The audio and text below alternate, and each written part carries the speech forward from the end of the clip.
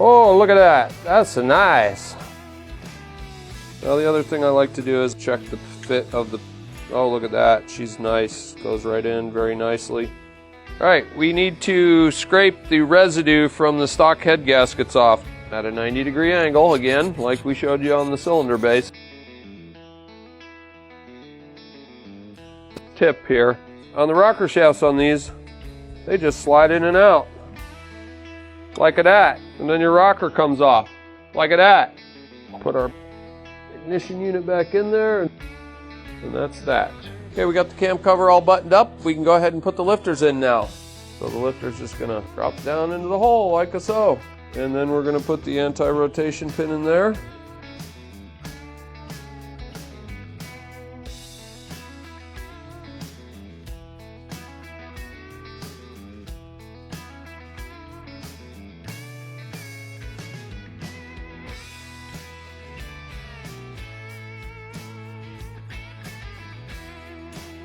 Okay, we'll go ahead and get the oil control ring on there, and then on each of these, either way around. There is a tool for doing this. It does make life a lot easier. And you're just going to hold that like that, and you're going to wiggle it around until it goes in, like that.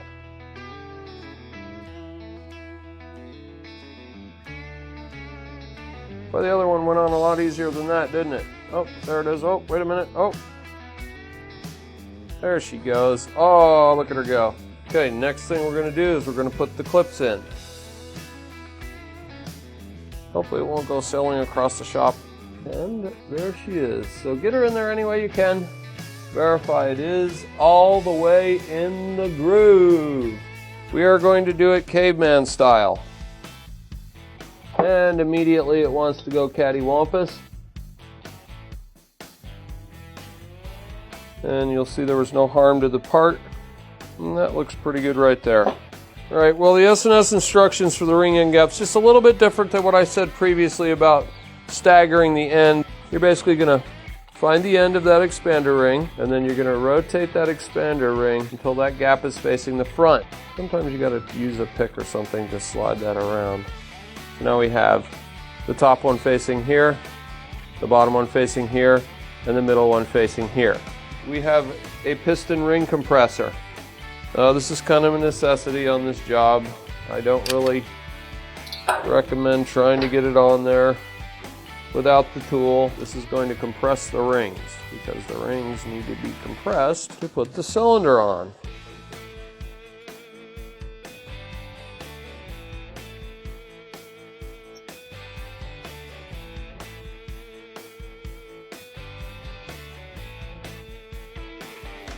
There you have it. One cylinder installed.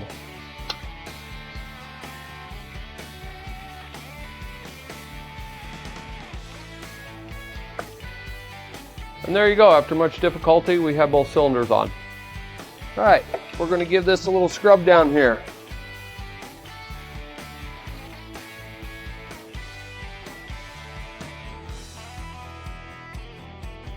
Let's go ahead and give her a quick blow.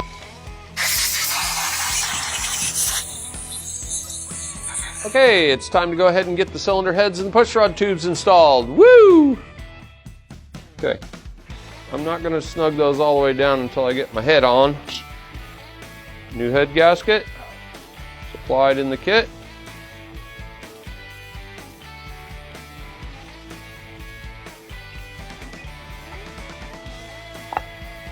Okay, looks like it's located okay.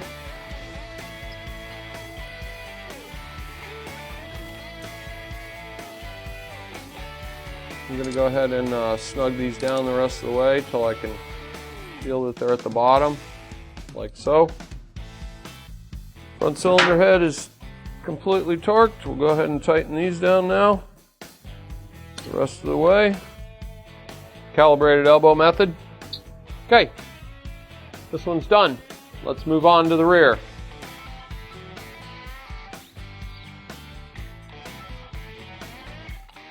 But you can see that the rocker box is pretty filthy dirty. It's got oil residue where the gaskets go. So I think we'll just spray a little brake cleaner on her. Try to get her cleaned up the best we can. Clean her off. Whoa, don't get that blue tile junk on there. That doesn't want to be inside the engine. Here's our gasket here that needs to come off. And also our breather valve. You just get underneath it and pull it out of there like so. That's those gasket grooves. On all 4 of these bolts, the very top ones that go in those holes, once this goes on there like that, and then this goes on the very top, there are sealing washers. They are stuck to these. Captive washer won't come off the bolt.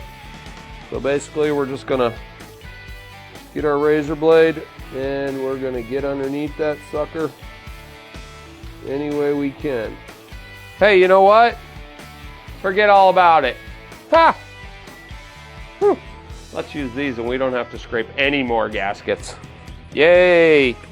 Now before we head over, I'm going to go ahead and put my new breather valve in and mention that breather valves, there's 2 holes you could put them in because this could go front or rear. Breather valves go on the intake side. So you're just going to stick it in the hole and there's a little sticking out the other side. Hot! And then you're just going to grab the and pull on it until the installed. And if you look on the thing, you can see there's a nubby along with the, and that little nubby just goes in that hole and keeps it in place. Okay, let's get going here. All right, first thing we want to do is go ahead and put our push rod tubes back, or push rod tubes. We're going to put our push rods back in. Going to drop those in the hole like so. Just rotate it. Oh, there's one going up. Oh, she's going down. That's probably it right there, but we'll go around again just for the hell of it. There's one coming up. There's another one coming up. There she's coming down. New gasket. Nice gaskets. James gaskets. Yeah. Metal with Printo seal. Okay. Oh, notice she's like kind of just hanging around there. And we just set her up over there and get those holes on the gasket in the right place. Oh, she's a weirding out. There we go. Then go ahead and get these 4 bolts started. And you may notice how the rocker box is up and it doesn't really want to go down because it's the rocker shafts are riding on the push rods and the lifters are kind of holding it up.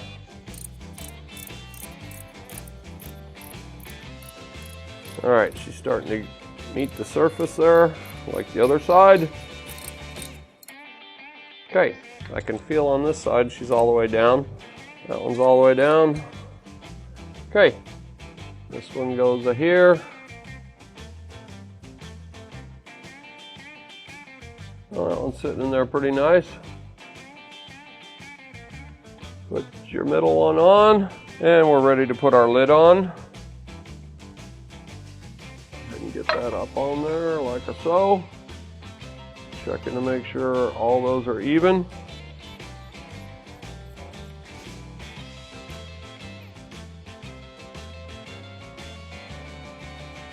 Not really sure what the torque spec is on this. This is another calibrated elbow job.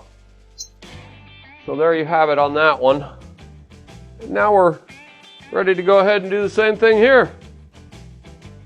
Okay, maybe I was bragging too much. Let's see if the top goes on easy.